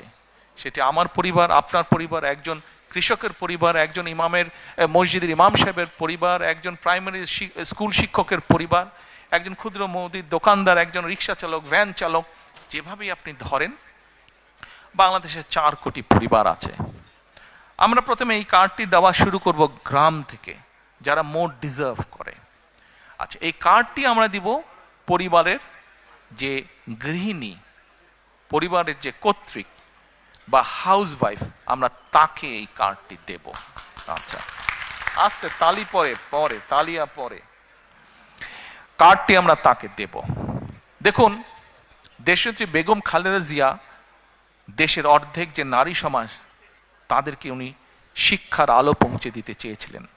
বহুলাংশে আলহামদুলিল্লাহ আমরা সফল হয়েছি। আজকে যদি আমরা স্কুল কলেজগুলো দেখি, আমরা দেখি যে ক্ষেত্র বিশেষে ছেলেদের থেকে মেয়েদের এনরোলমেন্ট অনেক বেশি। শিক্ষা দীক্ষায় বিভিন্ন জায়গায় মেয়েরা অনেক এগিয়ে গিয়েছে। নেপোলিয়ন বলেছিল, আমাকে শিক্ষিত মা দাও, আমি তোমাদেরকে শিক্ষিত জাতি দেব। প্রিয় ভাই বোনেরা, এই কার্ডটি ইনিশিয়ালি আমরা ধীরে ধীরে 4 কোটি পরিবারের, আমাদের প্ল্যান অনুযায়ী 4 কোটি পরিবারকে দেব। বাট এই 4 কোটি পরিবারের মধ্যে আমিও আছি, আমার স্ত্রী ডক্টর জুবাইদাও আছেন। কিন্তু ডক্টর জুবাইদা এই কার্ডটি নেবেন না। কেন? কারণ এই কার্ডটি থেকে রাষ্ট্র বা সরকার যেই সুবিধা দেবে একটি পরিবারকে, আলহামদুলিল্লাহ ডক্টর জুবাইদার এটি প্রয়োজন নেই। এখানে আপনারা যারা আছেন, আপনাদের এখানে আমাদের বহু বোন উপস্থিত আছেন, তাদের কারোরই অর্থনৈতিক অবস্থা এমন না যে সেই কার্ডটি প্রয়োজন। এইভাবে বাংলাদেশের 4 কোটির মধ্যে আমরা মনে করি বহু পরিবার আছে যাদের প্রয়োজন নেই, কাজেই তারা এই সুবিধাটা নেবেন না। তার ফলে যেটা হবে, আমরা যারা সঠিক মানুষ, এটি কিন্তু আমরা জেনারেল রাখছি, আর কার্ডটা ইউনিভার্সাল রাখছি। বাংলাদেশে বিভিন্ন সামাজিক সোশ্যাল নেটওয়ার্ক যেগুলো ফ্যাসিলিটি আছে, যেগুলো বেনিফিটস আছে, বিভিন্ন ক্যাটাগরি থাকে, এবং আমরা রিসার্চ করে দেখেছি যে ক্যাটাগরি, এরকম বিভিন্ন ক্যাটাগরি থাকলেই কারাপশনের প্রবাবিলিটি বেড়ে যায়। কারাপশনের প্রবাবিলিটি বেড়ে যায়, পলিটিক্যাল ইনফ্লুয়েন্স হয়, তখন ওইখানে কারাপশন তৈরি হয়। সেজন্য বিষয়টাকে আমরা জেনারেল রাখছি। আচ্ছা, এই কার্ডটি আমরা মহিলাদেরকে দেব। আমরা এর মধ্যে কতগুলো 10টা স্পট, সরকারের কিছু নিয়ম আছে, আপনি হুট করেই চালু করতে পারবেন না, পাইলট প্রজেক্ট করতে হয় সরকারকে। এই কার্ডটির মধ্যে আমরা 2টো উপায় রেখেছি। 2 থেকে 2,500 টাকা পর্যন্ত আমরা কিছু মহিলা বা পরিবারকে বা হাউসওয়াইফকে আমরা দেব, আর 2,500 টাকার সম পরিমাণ খাদ্য সহায়তা আমরা দেব। পাইলট প্রজেক্টের মাধ্যমে আমরা দেখব যে 3 থেকে 6 মাস যে কোন পরিবারগুলোর কতটুকু উন্নতি হচ্ছে, কিভাবে পরিবর্তন হচ্ছে। যেটা বেটার হবে, যদি ক্যাশে বেটার হয় আমরা ক্যাশ দেব, যে যদি খাদ্য সহায়তা দিয়ে বেটার হয় তাহলে আমরা খাদ্য সহায়তা দেব। আচ্ছা, এর ভিতরে অলরেডি আমরা কাজ করেছি। আপনারা বলতে পারেন, হয়তো কেউ জিজ্ঞেস করতে পারেন যে ভাই, দলের লোকজন দিয়ে করলেন, তাদের রিসার্চ আর কতটুকু কারেক্ট হবে? এখানেই ভুল। শুধুমাত্র দলের লোক দিয়ে আমরা রিসার্চ করিনি। এই সবের কাজে, এই ধরনের কাজে যারা এক্সপার্ট আছেন, এক্সপার্টিজ আছেন, যারা প্রফেশনালস আছে, এরকম একটা টিম দিয়ে আমরা এই কাজটি তৈরি করেছি। এবং এটার বাজেট কোথা থেকে কিভাবে আসবে সেটিও আমরা, বাজেটের যে সকল কাগজপত্র পাবলিক ডকুমেন্ট হিসেবে উপস্থিত আছে, সেখান থেকে আমরা সব কিছু বের করেছি কিভাবে আমরা এগুলা চালু করব। কাজে ওই প্রাইমারি কাজগুলো আমরা শেষ করেছি। এখন এটা লক্ষ্য বা উদ্দেশ্য কি, কেন আমরা করছি, আসেন আপনি চিন্তা করে দেখুন। একজন কৃষক বা একজন মসজিদের ইমাম সাহেব বা মুয়াজ্জিম সাহেব, তার পরিবারের হাতে যখন আপনি এই কার্ডটি দিবেন, প্রথম 6 মাস কিছু হবে না, প্রথম 2 বছরও কিছু হবে না, 3 বছরও কিছু হবে না, বাট 5 বছরের মাথায় গিয়ে কি কি পরিবর্তন হবে সেটা একটা চিত্র আপনাদের সামনে আমি তুলে ধরি, একটা পিকচার তুলে ধরি। সেই পিকচারটি কি? সেই পিকচারটি হচ্ছে, রিসার্চ বলে, এখানে ভাইদের সংখ্যা বেশি, দয়া করে কেউ মাইন্ড করবেন না আমার উপরে, যে কথাটি আমি এখন বলতে চাচ্ছি, দয়া করে কেউ মাইন্ড করবেন না আমার উপরে, বাট এটা আমার কথা না, এটা রিসার্চের কথা। রিসার্চ কি বলে, যখন পরিবারের স্ত্রীর হাতে আপনি একটা অর্থনৈতিক সহযোগিতা দিবেন, স্ত্রী তখন স্ত্রী তখন কি করে এই সুবিধাটা সে তার সন্তানদের লেখাপড়া এবং স্বাস্থ্যের পিছনে প্রথমে সে খরচ করে। রিসার্চ বলে এই টাকাটা বা সহযোগিতাটা যদি বাবার হাতে যায়, বাবা ওই পাড়ার চায়ের দোকানে গিয়ে গল্প গুজব করে বন্ধু বান্ধবের সাথে টাকাটা উড়িয়ে দেয়। এটা আমার কথা না, এটা রিসার্চ কথা। ভাইরা আমার উপরে কিছু মাইন্ড করেন না আপনারা। আচ্ছা, তা এখন আমরা সেই জন্য মায়েদের হাতে এটা দিতে চাই। মা এই অর্থটা দিয়ে তার সন্তানদের স্বাস্থ্য যেরকম খেয়াল রাখতে পারবে, একই সাথে সে তার লেখাপড়া, বাচ্চাদের লেখাপড়ার দিকে মনোযোগ দিবে। তারপরে তার হাতে যখন খরচ বেঁচে যায়, এই খরচটা তখন কি করে, সে ছোট ছোট ইনভেস্ট করে যেখান থেকে তার পরিবারের এক্সট্রা ইনকাম আসবে। যার ফলে হবে কি, ওই টাকাটা, ওই অর্থটা, সেটা 500 টাকা হোক, 1000 টাকা হোক, ওটা ওই লোকাল ইকোনমিতে তখন টাকাটা আস্তে আস্তে ইকোনমিতে ঘুরতে থাকে এবং লোকাল ইকোনমি আস্তে আস্তে আস্তে আস্তে স্ট্রেংথেন, স্ট্রং হতে থাকে। প্রিয় ভাই বোনেরা, চিন্তা করে দেখেন, আপনার গ্রামে এরকম যদি 10টা পরিবার থাকে এবং একটা 10টা পরিবারের কে যদি আপনি আস্তে আস্তে কন্টিনিউ 5 থেকে 7 বছর একটা সাপোর্ট দিতে পারেন এরকম, তাহলে 7 বছর পরে কি সেই পরিবারটার চেহারা বর্তমানে যা আছে তা থাকবে? নিশ্চয় একটু তো বেটার হবে না? তাহলে একটা গ্রামে যদি 10টা পরিবার থাকে, সেই 10টা পরিবার যখন অর্থনৈতিকভাবে একটা শক্তিশালী অবস্থানে দাঁড়াবে, স্বাস্থ্য হেলথ ওয়াইজ যখন শক্তিশালী হবে এবং এডুকেশন ওয়াইজ যখন একটি গ্রাম শক্তিশালী হবে, তখন পুরো গ্রামটা একটা বেটার গ্রাম হবে। এইভাবে গ্রাম, এইভাবে উপজেলা, এইভাবে জেলা, এইভাবে বিভাগ, এভাবে সারা বাংলাদেশ এক সময় গিয়ে একটা স্ট্রেংথেন অবস্থায়, শক্তিশালী অবস্থায় দাঁড়াবে। এই হলো ফ্যামিলি কার্ডের গল্প।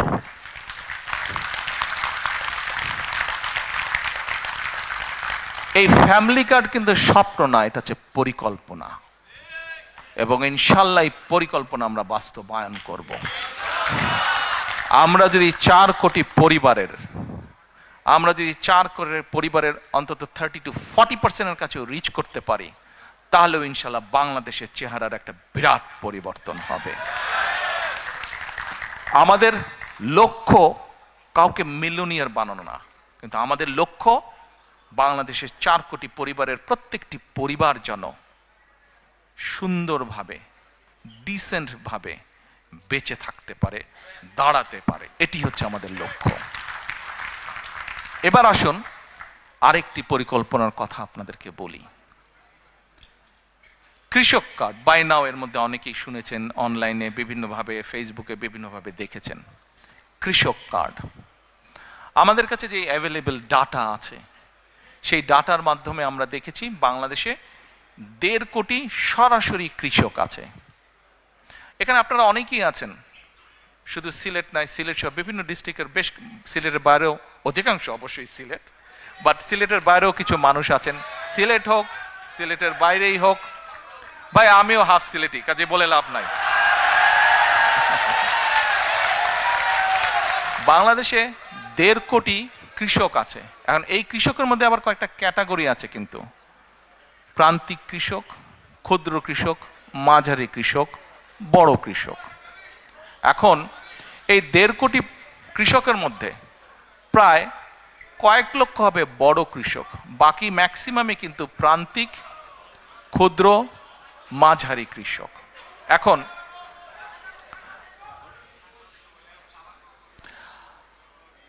আপনাদের মধ্যেও অনেকেই কৃষক আছেন, কিন্তু সরাসরি কৃষক না। হয়তো আপনার জমি আছে, আপনি কারো কাছে বর্গা দিয়ে দিয়েছেন, তাই না? মানে কাউকে দিয়ে দিয়েছেন, লিজ দিয়েছেন জমিটা, যে তুমি চাষবাস করো, ঠিক আছে, এন্ড অফ দ্য ইয়ার তুমি আমাকে এরকম একটা অ্যামাউন্ট দিও। অনেকেই আছেন এখানে। কিন্তু আমরা যেটা করতে চাইছি, এই কৃষক কার্ডটা হবে ব্যাংক কার্ডের মতনই, ওটাতে একটা চিপ থাকবে, এবং আমরা বাংলাদেশে যত কৃষি জমি যা আছে সবগুলোকে একটা সার্ভারের ভিতরে আমরা নিয়ে আসব। কোন কৃষক কোথায়, তার নাম কি, সে কতটুকু জমি ওন করছে, নাকি সেটার সে লিজ নিয়েছে, লিজ নেক অথবা ওন করুক, সেটাতে সে কি কি চাষ করছে। কোনো জায়গায় বছরে 2টো ক্রপ হয়, কোনো জায়গায় বছরে 3টে ক্রপ হয়, কোনো জায়গায় 1টা ক্রপ হয়। কাজেই তার কোন কি ক্রপ হচ্ছে সেই হিসাবও আমরা পুরা রেডি করব। আচ্ছা, এখন রেডি করে যেটা আমাদের টার্গেট বা এইম আমাদের, যার একটা হয়তো একটা হচ্ছে ফসল, যার দুটো হচ্ছে, তাকে আমরা যে কোনো একটা ফসলের ফুল সাপোর্টটা দেওয়ার চেষ্টা করব। তাকে আমরা তার যেটা রিকোয়ার্ড সিড, ফার্টিলাইজার, পেস্টিসাইড, এই পুরা সাপোর্টটা তাকে আমরা দেব 5 to 7 years টাইম। এবং আমাদের রিসার্চ আমাদেরকে বলছে যে 5 to 7 years ধরে যদি আমরা এই সাপোর্টটা মোটামুটিভাবে কন্টিনিউ করতে পারি, তাহলে কৃষকদের যে অর্থনৈতিক মেরুদণ্ড, ইকোনমিক স্ট্রেংথ, এটা স্ট্রং হবে। আজকের যে ক্ষুদ্র কৃষক হয়তো সে মাঝারি কৃষক হবে, যে প্রান্তিক কৃষক সে ক্ষুদ্র কৃষক হবে। যদি নাও হয়, অন্তত তার অবস্থার পরিবর্তন হবে, তার প্রোডাকশন বাড়বে। আমরা এই যে প্রায় পত্রপত্রিকায় নিউজ পড়ি যে এই দ্রব্যের দাম বেড়ে গেছে, নিত্য প্রয়োজনীয় ওই দ্রব্যের দাম বেড়ে গেছে। দেখুন, বাংলাদেশের মানুষ জনসংখ্যা প্রায় 20 কোটি প্লাস মাইনাস মিনিমাম। এই জনসংখ্যাকে যদি আপনার ফুড সাপ্লাই দিতে হয়, আমাদেরকে অবশ্যই আমাদেরকে এগ্রিকালচারের প্রোডাকশন বাড়াতে হবে। আমরা এগ্রিকালচার প্রোডাকশন যদি না বাড়াই, কোনোভাবেই কিচ্ছু করা যাবে না। আচ্ছা, এর মধ্যে আমাদের আরেকটি প্রোগ্রাম আছে এই কৃষক কার্ডের ভিতরে। 10টা ফ্যাসিলিটি আমরা দেব। যেমন অনেক সময় বিভিন্ন জায়গায় বন্যা হচ্ছে, বিভিন্ন জায়গায় দুর্যোগ, বৃষ্টি, ঝড় হচ্ছে। আমরা এর ভিতরে এক ভদ্রলোকের সাথে কথা বলছি, বাংলাদেশি ভদ্রলোক। উনি ক্লাইমেট নিয়ে কাজ করে, উনি অস্ট্রেলিয়াতে থাকেন। এখন তোমার উপজেলা কোনটা? বালাগঞ্জ। বা তোমার ইউনিয়ন? পূর্ব গৌরীপুর। বালাগঞ্জের পূর্ব গৌরীপুর।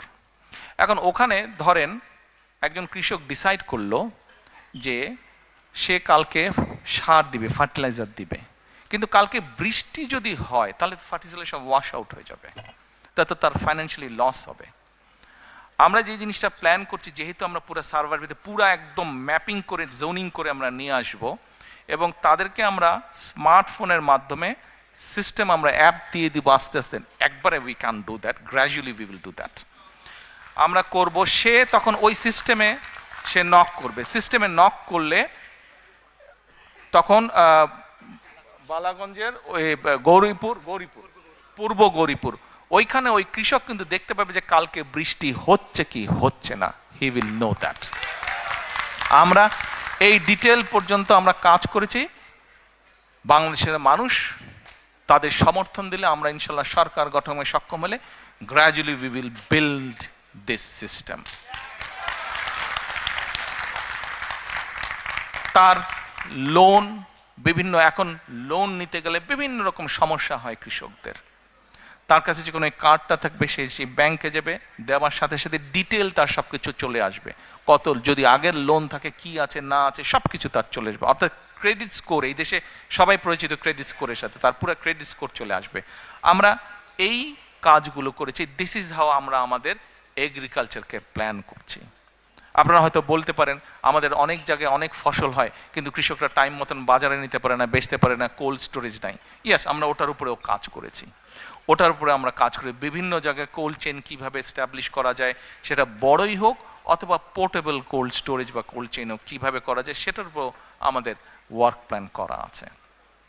এবার আসুন, এখানে একটু আগে শরফু বক্তৃতা দিয়ে গেছে। শরফু বক্তৃতা দিয়েছে আরাফাত রহমান কোকো, একটা অর্গানাইজেশন আছে স্পোর্টসের, সেটা ও বেচারা, ও সহ শেখ সহ কয়েকজন মিলে অনেক বছর ধরে ওরা করছে। From our family we are very grateful to you, যারা তোমরা এটা করেছো, থ্যাংক ইউ। তো এখন ওর কথাটা নিয়ে আসলাম একটু আগে, ও যেহেতু ছিল ওই বিষয়টা নিয়ে, স্পোর্টস।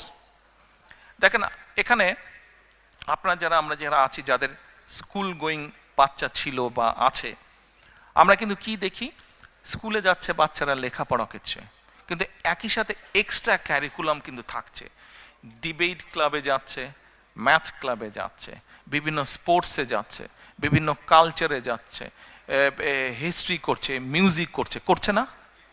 আচ্ছা, ল্যাঙ্গুয়েজও করছে, কিন্তু আমাদের অনেকের পরিচিত বাচ্চা যাদেরকে চিনি আমি, ল্যাঙ্গুয়েজ করছে, কেউ স্প্যানিশ শিখছে, কেউ ফ্রেঞ্চ শিখছে, কেউ জার্মান শিখছে আছে।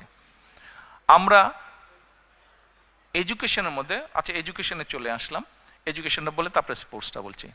আমরা এডুকেশনের মধ্যে এই জিনিসগুলো আনতে চাচ্ছি, এডুকেশনের মধ্যে আমরা এই জিনিসগুলো আনতে চাচ্ছি। আমরা প্রাইমারি এডুকেশনের উপরে জোর দিতে চাই সবচাইতে বেশি, প্রাইমারি এডুকেশনের উপরে। একবারে আমরা পারবো না। সারা বাংলাদেশে প্রাইমারি স্কুলে প্রায় 3.5 লক্ষ 350,000-এর বেশি টিচার আছে, প্রাইমারি টিচার। এখন এই প্রাইমারি টিচারদেরকে আমাদের ট্রেনিং দিতে হবে। কেন ট্রেনিং দিতে হবে? Please don't take it personally, but normally একটা প্র্যাকটিস আছে বাংলাদেশে। What is the practice of getting an appointment as a primary school teacher? যে যেই ছেলে বা মেয়েটা কোথাও চাকরি বাকরি কিছু পাচ্ছে না, আচ্ছা যাও যাও আমি হেডমাস্টারকে বলে দিচ্ছি ওই প্রাইমারি স্কুলে তুমি টিচার হও, এরকম একটা প্র্যাকটিস আছে, আছে না? অনেক জায়গায় হয় কিন্তু দেশে আছে। But we need to change this, এই ট্রেডিশনটা, এই কালচারটা we need to change. Because এই মাইকটা যদি ভালো না হতো, আমি যতই জোরে বলতাম আপনারা কিন্তু শুনতে পেতেন না। এই মাইকটা ভালো, এবং সেজন্য আমি আস্তে কথা বললে আপনারা শুনতে পাচ্ছেন। তার মানে আমাদের যে ফিউচার জেনারেশন, ছোট ছোট বাচ্চা যারা ফিউচারে যারা ডাক্তার হবে, ইঞ্জিনিয়ার হবে, পলিটিশিয়ান হবে, এই দেশ রান করবে যারা, এই বাচ্চাগুলোকে তো আমাদের প্রপার এডুকেশন দিতে হবে। শুধু ABCD সরে ও সরে আলিফ বেতে এসে পড়লে হবে না, তো প্রপার এডুকেশন দিতে হবে। এডুকেশন কি? এডুকেশনের সাথে তাদেরকে সোশ্যাল ভ্যালুস পর্যন্ত শেখাতে হবে। এখন এই 3.5 লক্ষ টিচারকে কি ঢাকায় বছর বছর এনে ট্রেনিং দেওয়া is very costly, very costly. কিন্তু 3.5 লক্ষ, হোয়াট উই আর প্ল্যানিং, আমরা 1 ট্যাব 1 টিচারে যেতে চাচ্ছি। এই টিচারদেরকে আমরা আস্তে আস্তে আস্তে ডিজিটালাইজ সিস্টেমে, ডিজিটাল সিস্টেমের আন্ডারে আনবো এদেরকে। এদেরকে আমরা not iPad is very expensive, but অনেক কোম্পানি আছে সেম সব কিছু সাপোর্ট, সব কিছু ফ্যাসিলিটি থাকবে, কিন্তু এরকম তাদেরকে আমরা ট্যাবলয়েড দিব, ডিজিটাল ট্যাবলয়েড তাদেরকে দিব। ওটার মধ্যে দিয়ে আমরা তাদেরকে ট্রেনিং দিব। তাদেরকে যেই টিচারগুলো অলরেডি অ্যাপয়েন্ট হয়ে গেছে তাদেরকে তো আমরা বের করে দিতে পারবো না, তাদেরকে আমাদের ট্রেনিং দিয়ে তাদেরকে ইমপ্রুভ করতে হবে, বেটার করতে হবে, স্ট্যান্ডার্ডে আনতে হবে, যাতে ওই বাচ্চাগুলোকে তারা প্রপার এডুকেশন দিতে পারে। অ্যাট দ্য সেম টাইম এখন থেকে আমরা যেই টিচারগুলো, মানে আমরা যখন দায়িত্ব পাবো ইনশাল্লাহ, তারপর থেকে যেই টিচারদেরকে আমরা নিব, আমরা ভালো স্টুডেন্ট যারা, তাদেরকে we will try to appoint as the primary teacher, যারা ভালো স্টুডেন্ট সমাজের, ছেলে হোক মেয়ে হোক। সেই জন্যই আমরা প্রথমেই প্রাইমারি এডুকেশনে আমরা এমফেসাইজ সবচেয়ে বেশি দিতে চাই। বিকজ আজকে যদি আমি ভালো প্রোডাক্ট তৈরি করতে পারি, ফিউচারে আমি ইনশাল্লাহ ভালো রেজাল্ট পাবো। ভালো টিচার মানে আমি ভালো ফিউচার পাবো। আচ্ছা আসেন এখন এই যে বাচ্চাগুলোকে ক্লাস 1 থেকে শুরু ক্লাস 12 পর্যন্ত আমরা কি কি করব। এদেরকে আমরা যারা স্কুলে পড়েছি বাংলাদেশে, আমরা জানি যে কম বেশি 10টা সাবজেক্ট থাকে, 10টা সাবজেক্ট, প্রত্যেকটা 100 মার্ক হয়, প্লাস মাইনাস 1000-এর উপরে মার্কিং হয় পরীক্ষার সময়। আমাদের চিন্তা ভাবনা হচ্ছে যে আমরা সরকার থেকে আমরা ধরেন 5টা খেলা, যেই খেলাগুলো আমাদের ছেলে মেয়েরা খেলে, শুধু ছেলেদের জন্য না, অবশ্যই মেয়েদেরকে আমরা এটাতে ইনক্লুড করছি। ছেলে বা মেয়েরা সাধারণত যেগুলো খেলে, ধরেন 6টা খেলা, যেগুলো কিছু থাকবে কমন, কিছু থাকবে পার্টিকুলারলি ছেলেদের জন্য, পার্টিকুলারলি মেয়েদের জন্য। আমরা এই খেলাগুলোকে কম্পালসারি করব অ্যাজ এ সাবজেক্ট। বাচ্চা নিজে চুজ করে নেবে, বাচ্চা নিজে চুজ করে নেবে সে কোনটা। কেউ যদি ফুটবল খেলতে চায় ও ফুটবল খেলবে, কেউ যদি ব্যাডমিন্টন খেলতে চায় ও ব্যাডমিন্টন খেলবে, ও কিন্তু ওকে খেলতেই হবে, একটা স্পোর্টস ওকে করতেই হবে, কম্পালসারি। আচ্ছা এবার আসেন আরেকটা জিনিস, ওকে আর্ট কালচার আনতে হবে। শুধু পড়ালেখা অবশ্যই দরকার একটা জাতির জন্য, কিন্তু শুধু পড়ালেখা করলে হবে তো না। আর্ট কালচার যদি একটা জাতি না জানে তো তো কেমন করে হবে? আর্ট এবং কালচার জানতে হবে, হিস্ট্রি জানতে হবে, আবার হেরিটেজ জানতে হবে। আমার হিস্ট্রি না জানলে তো হবে না। কাজেই আমরা চাই আমাদের বাচ্চারা ছবি আঁকা শিখবে, গান শিখবে, কিভাবে মিউজিক ইনস্ট্রুমেন্ট বাজাতে হয় শিখবে, সরকার ব্যবস্থা করবে, এডুকেশন ডিপার্টমেন্ট থেকে ব্যবস্থা করবে কয়েক ধরনের মিউজিক ইকুইপমেন্ট, গান শেখার ব্যবস্থা করবে। বাচ্চা চুজ করবে সে গান শিখবে নাকি সে ইনস্ট্রুমেন্ট। যেমন ব্যক্তিগতভাবে যদি আমাকে বলেন, বলতে আমার ছোটবেলা থেকে খুব ইচ্ছা ছিল কিবোর্ড বাজানোর। আমি গিটার প্র্যাকটিস কয়েকদিন শুরু করেছিলাম, কিছুদিন করেছিলাম, কমপ্লিট করতে পারিনি। হাওয়াইয়ান গিটার আমি বাজাতাম, আমার ইচ্ছা ছিল, বাট হয়নি কোনো কারণে। কিবোর্ড বাজানোর শেখার ইচ্ছা ছিল আমার, আই কুড নট, হয়নি। আমার এরকম অনেক বাচ্চা আছে যারা চায়, কিন্তু ফ্যামিলি প্রবাবলি এফোর্ড করতে পারে না, ফ্যামিলি এফোর্ড করতে পারে না। তো ফ্যামিলি যখন এফোর্ড করতে পারে না, তাহলে কি এটা স্টেটের রেসপন্সিবিলিটি না যে সেই বাচ্চাটাকে তার যে কোয়ালিটিটা আছে সেটা সে যাতে প্রকাশ করতে পারে? এটা তো স্টেটের রেসপন্সিবিলিটি। আমরা এই ফ্যাসিলিটিগুলো তৈরি করতে চাই। খেলা গেল, আর্ট গেল, কালচার গেল। এবার আসেন, আমরা ক্লাস 6 থেকে প্রাইমারি শেষ হওয়ার পর থেকে ক্লাস 12 পর্যন্ত আমরা এদেরকে বিভিন্ন ভোকেশনাল এবং টেকনিক্যাল নো হাউ বিভিন্ন জিনিস শেখাবো। আমরা বিভিন্ন জিনিস শেখাবো। যেমন আমরা একটা এক্সাম্পল দিই। এই দেশে আপনারা অনেকেই যারা আসেন,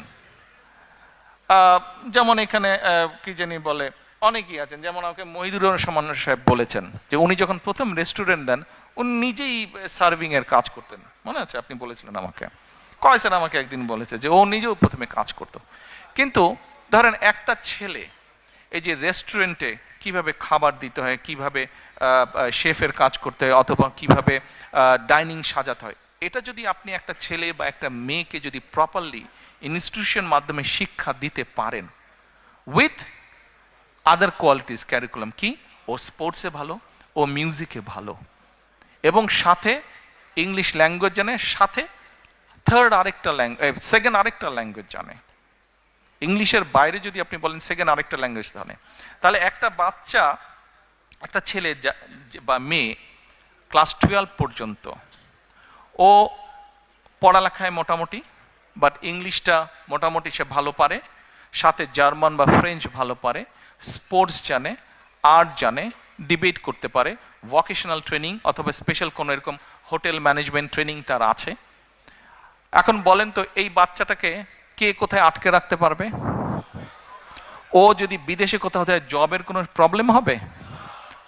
এতগুলা কোয়ালিটি যার মধ্যে আছে, জবের কোনো প্রবলেম হবে না। বাংলাদেশের পপুলেশন যদি আমরা ডাইনামিকটা দেখি, তাহলে আমরা দেখব কি ইয়াং জেনারেশনের সংখ্যা বেশি, এল্ডারলি জেনারেশনের সংখ্যা কম। কিন্তু আমরা ইউরোপের অনেক দেশে আমরা যদি যাই, আমরা দেখব যে এল্ডারলি জনসংখ্যা বেশি, ইয়াং জেনারেশন কম। ইভেন ইটালিতে গ্রামের পর গ্রাম খালি হয়ে যাচ্ছে, জাপানে গ্রামের পর গ্রাম খালি হয়ে যাচ্ছে, ইভেন চায়নাতে এই সমস্যা শুরু হয়েছে। এখন ধরেন একটা ছেলে বা মেয়ে ইটালিয়ান ল্যাঙ্গুয়েজ পারে, ইংলিশ তো পারেই, জাপানিজ ল্যাঙ্গুয়েজ পারে, তাহলে এই বাচ্চাটা যখন যাবে উইথ আদার কোয়ালিফিকেশন, ওকে কে আটকে রাখবে? আমরা সেই জন্য চিন্তা করেছি, আমরা তাদেরকে German, French, Japanese, Mandarin and Arabic, এই কয়টা। আচ্ছা, বলতে পারেন অ্যারাবিক কেন? বাংলাদেশে বছরে 8 থেকে 10 লক্ষ মানুষ বিদেশে যাচ্ছে। এই 8 থেকে 10 লক্ষের মতন প্রায় 7 লক্ষ মানুষ মিডল ইস্টে যাচ্ছে। কিন্তু আনফর্চুনেটলি এই 7 লক্ষ মানুষ খুব লো পে স্কেলের কাজ করছে। আমরা এটাকে একটা অর্গানাইজ ওয়েতে নিয়ে আসতে চাচ্ছি। যেই মানুষগুলো মিডল ইস্টে যাচ্ছে, তাদেরকে যদি আপনি মিডল ইস্টে যেই কাজগুলো হয়, যেই জবগুলো বেশি পাওয়া যায়, সেই রিলেটেড ট্রেনিংগুলো যদি তাদেরকে দিতে পারেন, সেই related training with the language আপনি যদি তাদেরকে রেডি করতে পারেন, তাহলে যে মাসে $100 বেতন পাচ্ছে, ইজিলি সে $500 বেতন পাবে। ভ্যালু অ্যাড হচ্ছে। যেমন নর্মালি আমরা জানি যে নোয়াখালী, চট্টগ্রাম এই দিকের লোকজন মিডল ইস্টে যাচ্ছে, কাজে আমরা একটা চিন্তা করি যে ওই জোনগুলোতে আমরা মিডল ইস্ট ওরিয়েন্টেড এবং অ্যারাবিক ল্যাঙ্গুয়েজের উপরে জোর দেব বেশি। আমরা জানি যে ফরিদপুর বেল্টের লোকজন মোস্টলি ইটালি এই দিকে থাকে, আমরা এই এলাকাগুলোতে ইটালিয়ান ল্যাঙ্গুয়েজ এবং এখানে যেই জব ওরিয়েন্টেড আছে, জবগুলো পাওয়া যায়, সেগুলোর ব্যাপারে আমরা ভোকেশনাল বা ট্রেনিং ইনস্টিটিউটগুলো রেডি করব।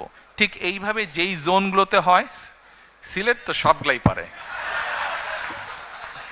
ঠিক ওভাবে আমরা জিনিসটাকে সাজাবো। এবার আসেন, মোটামুটি ভাবে এডুকেশনটা আপনাদের সামনে তুলে দিলাম। প্ল্যান, নো স্বপ্ন, অল দিজ আর প্ল্যানস। আচ্ছা, এবার আসেন স্পোর্টস। দেখুন, আমাদের কেন সবাইকে ডাক্তার, ইঞ্জিনিয়ার, আর্কিটেক্ট হতে হবে? আমাদের বাচ্চারা কি প্রফেশনাল স্পোর্টসম্যান হতে পারে না? এই যে লন্ডনে বিখ্যাত ফুটবল প্লেয়ার বেখাম, সবাই পাগল হয়ে যাচ্ছে, তো প্রফেশনাল প্লেয়ার। দেখেন ও নাইটহুড পেয়েছে না? হ্যাঁ, হামজাকে দেখেন, তারপরে হ্যাঁ ওকে দেখেন, তারপরে তো এই যে প্রফেশনাল প্লেয়ার। আমাদের মেয়েরা দেখেন এশিয়ান ফুটবলে ভালো করছে, ছেলেরা ওয়ার্ল্ড ওয়াইড ক্রিকেটে ভালো করছে আমাদের। তাহলে আরো যে হাজার হাজার লক্ষ লক্ষ কোটি ছেলে মেয়ে আছে যারা উঠছে, কেন এদের মধ্যে থেকে প্রফেশনাল প্লেয়ার আমরা ক্রিয়েট করব না? আপনারা কি নতুন কুড়ি নামে একটা প্রোগ্রাম আছে ভাই, জানেন আপনারা? আচ্ছা, আমরা এই নতুন কুড়ি তো আছে, এটাকে আমরা যেমন আরো সুন্দর করে সাজাবো, একইভাবে নতুন কুড়ির মধ্যে আমরা নতুন করে স্পোর্ট আমরা চালু করব। এই স্পোর্ট চালু করার মাধ্যমে আমরা দেশের ভিতরে বিভিন্ন টাইপের খেলোয়াড় যারা আছে তাদেরকে আমরা বের করে নিয়ে আসব। এবার আসেন, স্পোর্ট গেল, অর্থাৎ স্পোর্টকে আমরা প্রফেশনাল স্পোর্টসম্যান তৈরি করতে চাই দেশে, আমাদের জেনারেশনের ভিতর থেকে। এবার আসেন, হেলথ নিয়ে কথা বলি।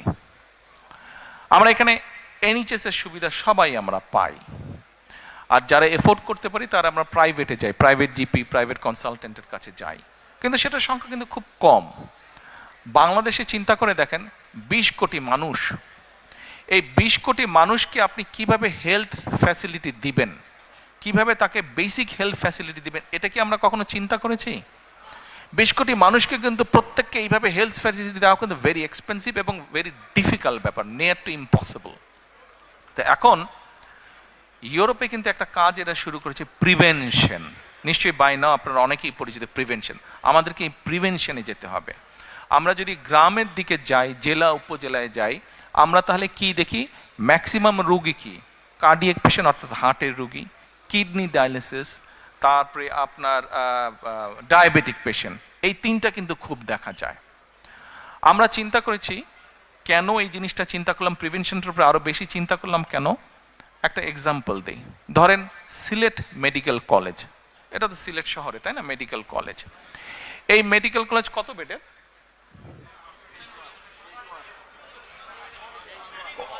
হ্যাঁ, ওসমানী মেডিকেল কলেজ কত বেডের? 600 বেডের। আচ্ছা ঠিক আছে, 600 বেডের। আচ্ছা 700, ওকে 700। এই 700 বেড, তার মানে সরকারের পক্ষে পসিবল এইখানে প্রতিদিন 700 বেডের ওষুধ, ডাক্তার, নার্স, ব্যান্ডেজ যাই লাগুক না কোনো, 700-এর ক্যাপাসিটি আছে দেবার সরকারের। কিন্তু আপনি একদিন ওই সামনে দাঁড়িয়ে থাকেন, ওখানে 700 না, ওখানে এভরিডে 3000 পেশেন্ট আসে। 3000 পেশেন্ট, অর্থাৎ ধরেন আজকে 16 তারিখ 3000 আসলো, কালকে 17 তারিখ 3000 আসলো, পরশুদিন 18 তারিখ 3000 আসলো। আপনি আজকে 700 নিলেন, তার মানে 3000 3000 3000 পরপর 2 দিন ধরি আমরা 3000 6000। আপনার ক্যাপাসিটি হচ্ছে 700 টু ম্যানেজ ক্যাপাসিটি হচ্ছে 700। আপনি 6000 থেকে আজকের 700 আর কালকের 700 আপনি মাইনাস করেন, ঠিক আছে 1400 নিলেন, বাকি থাকলো কত থাকলো? আমি অঙ্কে কাঁচা, বলেন কত থাকলো? হ্যাঁ, 4400 থাকলো। এভরি ডে দেখেন, okay whatever it is, 4400 4600 থাকলো, তো 4000 থাকলো। তার মানে আপনি every day you go and every day it's adding up. আপনি সামাল দিবেন কিভাবে? Have you thought about it? কিভাবে আপনি সামাল? আপনি চেষ্টা করলেও পারবেন না, চাইলেও পারবেন না। আপনার ডাক্তার, নার্স সবাই টায়ার্ড হয়ে একসময় পড়ে যাবে, পারবেন না, ইউ ক্যানট ম্যানেজ। এটা শুধু ওসমানী মেডিকেল কলেজ না, আপনার 64টি জেলায় 64টা মেডিকেল কলেজের এই অবস্থা। অর্থাৎ যা ইনফ্রাস্ট্রাকচার তার ডাবল ট্রিপল রোগী আসছে। এখন what we have thought to solve the problem, আমরা প্রিভেনশনে যাব। আমরা গ্র্যাজুয়ালি বাংলাদেশে অ্যাবাউট 100,000 হেলথ কেয়ারার আমরা অ্যাপয়েন্ট করব। 100,000 আস্তে আস্তে আস্তে আস্তে এই 100,000 যে হেলথ কেয়ারার আমরা অ্যাপয়েন্ট করব গ্র্যাজুয়ালি, এদেরকে আমরা ট্রেনিং দিব। এখানে যেরকম জিপিদের ট্রেনিং হয়, অত বড় ট্রেনিং না, কিন্তু বেসিক কতগুলো আমরা ট্রেনিং দিব। এই মানুষগুলো গ্রামে গ্রামে ঘরে ঘরে যাবে। কারো প্রেশার একটু বেড়ে গেছে, কারো ডায়রিয়া হয়েছে, কারো হালকা ওষুধপত্র হয়েছে, এগুলাকে ওরা ম্যানেজ করবে। অ্যাট দ্য সেম টাইম ওরা গিয়ে এই যে ঘরে ঘরে যাবে, ঘরে গিয়ে ওরা মানুষকে, ঘরে যারা মা বোনেরা আছে বিশেষ করে, তাদেরকে তারা কতগুলো অ্যাডভাইস দিবে। কি অ্যাডভাইস দিবে? অ্যাডভাইস দিবে যে কি কি না খেলে, if you don't eat this things তাহলে কার্ডিয়াক প্রবলেম হবে না, if you do not eat this things তাহলে কিডনির প্রবলেম হবে না, if you do not eat this things তাহলে ডায়াবেটিক প্রবলেম হবে না। অর্থাৎ আপনি যদি এইখানে রুগী কমিয়ে ফেলতে পারেন, হসপিটালে যারা যাবে they will get a better service. Yes, it's a long term programme to get the result of this planning. এটা একটা সময় লাগবে, বাট শুরু তো করতে হবে। আমরা এটা শুরু করতে চাই। আপনারা কি মনে করেন this is a good plan? Thank you. আচ্ছা, আমরা আরেকটা কাজ করতে চাই। এই যে ওসমানী মেডিকেল কলেজ আছে, হয়তো দেখা যাবে আমাদের অনেক লোকেরা নির্বাচনের সময় জোশের ঠালে বক্তৃতা দিয়ে বলবে এই 600 বেডকে আমরা 1200 করে ফেলবো, রাইট? বলে ফেলবে কিন্তু অনেকে যে 600 বেডকে আমরা 1200 করে ফেলবো। It's a very easy thing to say, but it's a very very very difficult thing to do. কারণ আপনি যে 600 বেড করবেন, এটার জন্য সরকারের বিভিন্ন স্টেপস আছে। আপনি যেদিন শুরু করবেন সরকারে যাবার পরে, দেখবেন 600 বেড আপনি ওপেন করছেন কবে জানেন? যেদিন রিজাইন করবেন তার আগের দিন আপনি ওপেন করছেন। মানে 5 year is gone, 5 year is গন, 5 বছর নাই, শেষ। মানুষ তো আর সার্ভিস পেল না। সো আমরা এখন চিন্তা করছি যে আমাদের বিভিন্ন ডাটা আমরা কালেক্ট করেছি, এবং গভর্নমেন্টের যে হেলথ ফ্যাসিলিটি স্ট্রাকচার আছে, অ্যাট দ্য সেম টাইম পাশাপাশি যে প্রাইভেট হেলথ ফ্যাসিলিটি স্ট্রাকচার আছে, প্রায় সমান সমান।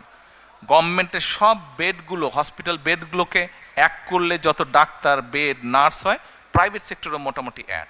আমরা এখন প্রাইভেট পাবলিক পার্টনারশিপ চালু করতে চাচ্ছি।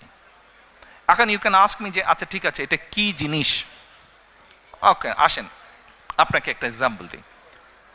ওসমানী মেডিকেল কলেজ, ধরেন ওসমানী মেডিকেল কলেজের যে ডায়ালিসিস, এই যে কিডনি রোগীর যে ডায়ালিসিস করতে হয়, এই ডায়ালিসিস যে মেশিন আছে না? আছে তো মেশিন? আচ্ছা, তো এই মেশিন আছে, এই মেশিনের ধরেন ক্যাপাসিটি হচ্ছে, সে এক্সাম্পল, মেশিনের ক্যাপাসিটি হচ্ছে এভরি মান্থে 100 জন মানুষকে সে ডায়ালিসিস করতে পারে। বাট আপনার কিউ তো 100 জন না, আপনার কিউ তো 500 জন, রাইট? ওকে, আমরা এখন যেটা কেয়ার করছি, ঢাকাতে দেশে অনেক প্রাইভেট হসপিটাল আছে, বাট আম্মা যেহেতু এভারকেয়ারে আছেন, আমার ওই একটা নামই মনে থাকে প্রাইভেট হসপিটালের মধ্যে। ধরেন এক্সাম্পল হিসাবে বলছি, ওই এভারকেয়ার হসপিটাল, তাদেরও কিডনি ডায়ালিসিস মেশিন আছে, but that's a private hospital, quite expensive, not everyone can afford that. Okay, আমরা যেটা এরকম ফ্যাসিলিটি যেসব প্রাইভেট হসপিটাল আছে, তাদের সাথে আমরা গভর্নমেন্ট একটা কন্ট্রাক্ট করব। আমরা বলবো যে দেখো, we know what is your costing, তুমি তার উপরে প্রফিট হিসেবে, যেহেতু ইয়োর প্রাইভেট, তুমি 5% 10% প্রফিট নিতে পারো। এখন আমার এই যে ওসমানী মেডিকেল কলেজে 500 কিউব 100 জনকে আমি মাসে দিচ্ছি, বাট আরও 400 বাকি যাচ্ছে। ওই 101 থেকে ওর ধরেন এভারকেয়ার হসপিটালে ওর ধরেন যে ইয়ে মেশিনটা আছে, ডায়ালিসিস মেশিনটা, সেখানে they get only say 25 patients, বাকি 75 তার খালি থাকছে। এই যে এখানে যে কিউ হয়েছে, এই কিউ থেকে নিয়ে আমরা 75 পেশেন্ট ওদেরকে দেব, and the cost we will bear. তাতে যেটা হচ্ছে, গ্রামের কৃষক বলেন, স্কুল প্রাইমারি শিক্ষক বলেন, একজন গৃহিণী বলেন, মসজিদের ইমাম সাহেব বলেন, এদের মতন মানুষগুলো এভারকেয়ারের মতন হসপিটালে ট্রিটমেন্ট পাচ্ছে with a very minimum cost, যেই কস্টটা গভর্নমেন্ট বিয়ার করবে। আর সবচেয়ে বড় বেনিফিট হচ্ছে, আপনাকে যে মানুষ ইলেক্ট করে পাঠালো দেশ পরিচালনার জন্য, আপনি 5 ইয়ার্স টাইম নিলেন না তাকে সার্ভিস দেওয়ার জন্য, 3 to 6 মান্থসের মধ্যে আপনি তাকে সার্ভিসটা দিতে পারলেন। তাহলে মানুষগুলো, দেশের সাধারণ মানুষ সার্ভিসটা পাটাপাট কুইক সার্ভিসটা পেল, right?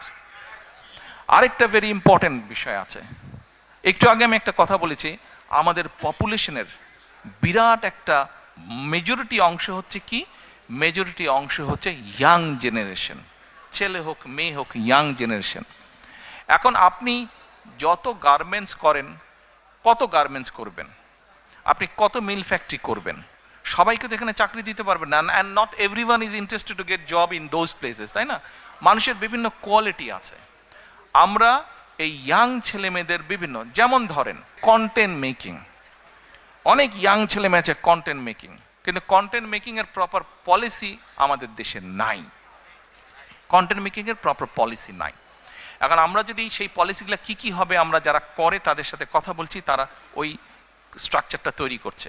At the same time এই কন্টেন্টটা সে হয়তো এখন ছেড়ে দিচ্ছে, যখন অনলাইনে হয়তো $50 পাচ্ছে, সে 20 পাউন্ড সে পাচ্ছে, কিন্তু সেই 20 পাউন্ডটা আবার বিভিন্ন যে ইন্টারন্যাশনাল যেটা ফাইন্যান্স ট্রান্সফারের যে মিডিয়া, সেটাও নাই, ফলে সে ডাইরেক্ট পাচ্ছে না। তার হয়তো বন্ধু বান্ধব লন্ডনে আছে, সে তার অ্যাকাউন্টে দিচ্ছে, ওখান থেকে আবার তাকে দেশে দিচ্ছে, এটাই হচ্ছে কিন্তু ফ্যাক্ট। এখন আমরা যে গেটওয়ে আছে, বিভিন্ন ইন্টারন্যাশনাল মনিটারি গেটওয়ে আছে, এদের সাথে আমরা কথা বলছি যে ভাই আমাদেরকে এই ব্যবস্থাটার সময় অ্যাডভান্টেজ দেওয়া। ফলে হচ্ছে কি, যে কন্টেন্ট মেক করছে, যেই ছেলে মেয়েগুলা কন্টেন্ট মেক করছে, তারা কন্টেন্ট মেক করলে তাদের পেমেন্টটা যেমন ডাইরেক্টলি পাচ্ছে, তার ইনকামটা বেড়ে যাবে। তারপরে আসেন, আমাদের অনেক ইয়াং ছেলে মেয়ে আছে, তাদেরকে আমরা যেটাকে ডাটা বলি, বাংলাদেশি খুব সেটাকে এমবি বলে, এমবি বলে ডাটাটাকে। তো ডাটা ইজ কোয়াইট এক্সপেন্সিভ বাংলাদেশে, কিন্তু আমাদের অনেক ছেলে মেয়ে আছে, ধরেন তারা অনলাইনে ইয়ে করে, আপনার বিভিন্ন বিজনেস করে, ধরেন এই যে ইবের মতন বিজনেস করে। তো এখন এই ছেলেমেয়েগুলা, এদের দুটো সমস্যা আছে মেজরিটির, তাদের প্রপার ওয়ার্ক স্পেস নাই। হয়তো যেই মেসে থাকে বা হলে থাকে, ও স্টুডেন্ট হলে থাকে, সেখানেই বসে হয়তো সে কাজ করছে। এই স্বৈরাচারের সময় মেগা প্রজেক্টের নামে অনেক সায়েন্স পার্ক না কি কি জানি তৈরি করেছে, কিন্তু আপনারা যদি যান প্রায় 34-35টার মতন তৈরি করেছে বিভিন্ন ডিস্ট্রিক্টে। কিন্তু আপনারা যদি যান, দেখবেন যে ম্যাক্সিমামগুলা ভূতের বাসা হয়ে আছে, ঘোস্ট হাউস হয়ে আছে, আর কতগুলা মোটামুটি কিছু লোক নিয়ে ওখানে কমিউনিটি সেন্টার করে বিয়ে শাদীর অনুষ্ঠান হচ্ছে। আমরা চাচ্ছি এগুলাকে কনভার্ট করতে, করে এইসব জায়গায় আমরা ফ্রি ওয়াইফাইয়ের ব্যবস্থা করব, এবং ওই যে ছেলেমেয়েরা যারা কাজ করছে, এদেরকে ধরেন 2 বন্ধু মিলে কাজ করছে, 3 বন্ধু মিলে কাজ করছে, বা একজন কাজ করছে, ওদেরকে আমরা ওখানে ছোট ছোট ওয়ার্ক স্পেস দিব। ফলে ও ওর নিজের কোম্পানি তৈরি করবে। ও অনলাইনে সেটা ডাটা প্রসেসিং হতে পারে, সেটা ডিজাইনিংয়ের কাজ হতে পারে, সেটা কন্টেন্ট মেকিং হতে পারে, সেটা অনেক ধরনের কাজ হতে পারে। এই স্পেসগুলো আমরা তাদের জন্য তৈরি করব। এর বাইরে আমরা আরেকটা প্ল্যানিং করেছি, ওই যে বললাম ডাটা অনেক এক্সপেন্সিভ। আমরা কতগুলো ইম্পর্টেন্ট জায়গাতে, পাবলিক প্লেসে, ইউনিভার্সিটির হল, ইউনিভার্সিটির লাইব্রেরি, কলেজের লাইব্রেরি, বিভিন্ন পাবলিক ইম্পর্টেন্ট স্পেস, তারপরে একটু ভালো ভালো ডিস্ট্রিক্ট টাউনে ভালো ভালো ক্যাফেটেরিয়া আছে, এইসব জায়গাতে আমরা 1 ঘন্টা থেকে 1.5 ঘন্টার জন্য আমরা ওয়াইফাই ফ্রি করে দিব। আপনারা যখন ওয়েস্টফিল্ডে যখন যান, ওয়েস্টফিল্ডে গিয়েই কিন্তু অনেকে কি করে, তাড়াতাড়ি ওয়েস্টফিল্ডের ওয়াইফাইয়ের সাথে কানেক্ট করে নেন আপনারা, কিন্তু ওখানে একটা সিস্টেম আছে, আপনাকে ইমেল অ্যাড্রেস দিতে হবে, নাম দিতে হবে, কতগুলো ফর্মালিটিস আছে, এই ফর্মালিটিসগুলো ওখানেও থাকবে সাথে। এখন কোনো কিছু তো নাথিং ইজ ফ্রি, তাই না? Nothing is free. এখন ওই যে ওখানে যে ইন্টারনেটটা সার্ভিস হবে, ওখানে যে থাকবে, ওটা তো একটা খরচ আছে। খরচটা কিভাবে হবে? আমরা বিভিন্ন বিজনেস হাউসের সাথে কথা বলবো, যারা বিভিন্ন রকম প্রোডাক্ট বানায়, কমোডিটি প্রোডাক্ট, তাদেরকে বলবো যে ভাই তোমরা এটাতে অ্যাড দিবা কিনা। অ্যাড দিবে, কাজেই যে লগ ইন করবে তাকে হয়তো 1 মিনিটের জন্য একটা অ্যাড দেখতে হবে। অ্যাডটা হয়ে গেল, তারপরে he or she can start doing their jobs. এর বাইরে বিভিন্ন রকম ভোকেশনাল ইনস্টিটিউট, বিভিন্ন রকম টেকনিক্যাল ইনস্টিটিউট, যেমন আমাদের দেশে আপনি যদি যান, ব্লাড নিবে এরকম টেকনিশিয়ানের অভাব আছে। এই যে আমরা প্রায় শুনি যে ফিলিপাইন থেকে নার্স যাচ্ছে, কেরালা থেকে নার্স যাচ্ছে, তা আমাদের মেয়েরা, আমাদের ছেলেরা কেন পারবে না? কিন্তু প্রপার ইনস্টিটিউশনগুলো এখনো গড়ে ওঠে নাই। আমরা এই টাইপের ইনস্টিটিউশনগুলো আমরা আস্তে আস্তে গড়ে তুলতে চাই। এইভাবে আমরা জব ক্রিয়েট করতে চাই, এইভাবে জব ক্রিয়েট, যাতে করে আমাদের ভবিষ্যৎ ছেলেমেয়েরা একটা ডিগনিফাইড লাইফ নিয়ে ডিসেন্ট ভাবে যাতে তারা বেঁচে থাকতে পারে। প্রিয় ভাই বোনেরা, আপনাদের সামনে সংক্ষেপে আপনাদের সামনে সংক্ষেপে আমি আমার কতগুলা পরিকল্পনা তুলে ধরলাম। আজকে বিজয় দিবসের আলোচনা। দেখেন, আমরা আন্দোলন সংগ্রাম করেছি, আমাদের সহকর্মীরা জীবন দিয়েছে, বহু সাধারণ মানুষ, গৃহিণী। এই যে 5ই আগস্ট এই আন্দোলনে আপনাদের নিশ্চয়ই অনেকের ধারণা আছে 63 জন শিশু শহীদ হয়েছে, 63 জন শিশু। কাজে এই যে 5ই আগস্ট আমরা আমাদের পূর্ণ স্বাধীনতা বলেন বা আমাদের যে এই এই এই এই সুযোগটা আমরা পেয়েছি, এই সুযোগটা কিন্তু সামনে যে নির্বাচনটা, এটা কিন্তু কোনো এক্সপেরিমেন্ট অথবা এক্সপেরিয়েন্সের সুযোগ না। কিন্তু আগামী যে সময়টা আসছে এটা কিন্তু একটা পরিবর্তনের সুযোগ। আমরা যদি এইবার দেশটাকে পরিবর্তন করতে পারি তাহলে আমরা এগিয়ে যাব। আপনারা প্রবাসে আছেন, প্রবাসীদের কাছে প্রথমে আমি কৃতজ্ঞতা প্রকাশ করেছি। আমাদের যে স্বৈরাচারের বিরুদ্ধে আন্দোলন, এই আন্দোলনে প্রবাস থেকে বহু প্রবাসী বিভিন্নভাবে সহযোগিতা করেছেন। এই আন্দোলন সফলতার পিছনে প্রবাসীদের একটি বিশাল ভূমিকা রয়েছে। কাজেই প্রবাসীদের অবদানকে কোনোভাবে আমরা খাটো করে দেখতে পারি না। কিন্তু আপনাদের সামনে আমি যেই পরিকল্পনাগুলো তুলে ধরেছি, আমাদেরকে আগে কাজ শুরু করতে হবে।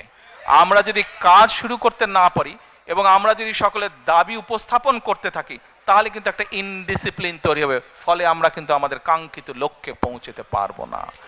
এই মুহূর্তে একটু আগে যেই কথাটা আমি বলেছি, প্রিয় ভাই বোনেরা,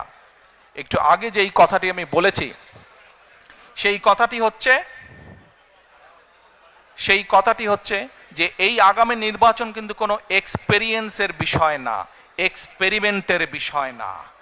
এই সুযোগটা আমাদের কাজে লাগাতে হবে, এইটিকে সদ্ব্যবহার করতে হবে। আপনাদের সকলকে, প্রবাসীরা যেরকম আন্দোলনকে গড়ে তুলেছেন বিভিন্ন সাহায্য সহযোগিতার মাধ্যমে, একইভাবে প্রবাসীদের সামনে এখন বিশাল দায়িত্ব হচ্ছে যে সঠিক দলকে নির্বাচিত করতে সহযোগিতা করা। যেই দল সঠিক পরিকল্পনা নিয়ে আগামী দিনে দেশকে গড়ে তুলতে সক্ষম হবে, যেই দল আগামী দিনে সঠিকভাবে বাংলাদেশকে সামনে নিয়ে যেতে হবে। আমরা যদি একসাথে থাকি, ঐক্যবদ্ধভাবে থাকি, তাহলে আমাদের এই প্রিয় মাতৃভূমিকে কিন্তু আমরা সঠিক ডাইরেকশনে নিতে পারবো। প্রিয় ভাই বোনেরা, আপনারা দেখেছেন, আমি কিন্তু 1 বছর আগে বলেছিলাম যে সামনে কিন্তু আমাদের কঠিন সময়, ষড়যন্ত্র থেমে নেই এবং এই নির্বাচনও কিন্তু খুব সহজ নয়।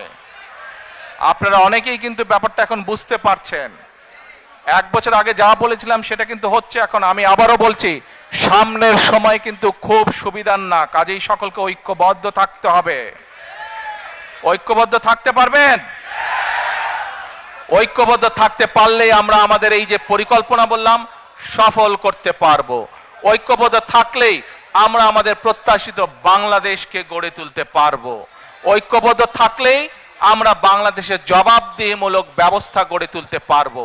এই ব্রিটেনে যে আপনারা আছেন, এই দেশের জবাবদিহিমূলক ব্যবস্থা আছে বলেই এই দেশের মানুষ তার ন্যায্যতা থেকে বঞ্চিত হয় না। বাংলাদেশের মানুষ বহু যুগ ধরে তাদের ন্যায্যতা থেকে বঞ্চিত হয়েছে। কাজে আসুন, বাংলাদেশের মানুষের ন্যায্য অধিকার যদি ফিরিয়ে দিতে হয়, যে কোনো মূল্যে আমাদেরকে ঐক্যবদ্ধ থাকতে হবে। ঐক্যবদ্ধ না থাকার কোনোই বিকল্প নেই আমাদের। United we stand, divided we fall. কাজে এই কথাটি আমাদের সকলকে মনে রাখতে হবে। প্রিয় ভাই বোনেরা, সকলের কাছে দোয়া চেয়ে যাচ্ছি, আপনারা দয়া করে দোয়া করবেন। দেশনেত্রী খালেদা জিয়ার জন্য দোয়া করবেন। আপনাদের সামনে যে পরিকল্পনা তুলে ধরেছি, আল্লাহ যাতে আমাকে তৌফিক দেন দেশ এবং দেশের মানুষের জন্য সেই কাজগুলো যাতে সম্পূর্ণ করতে পারি। আল্লাহ হাফেজ। বাংলাদেশ জিন্দাবাদ। বাংলাদেশ জাতীয়তাবাদী দল জিন্দাবাদ। আসসালামু আলাইকুম।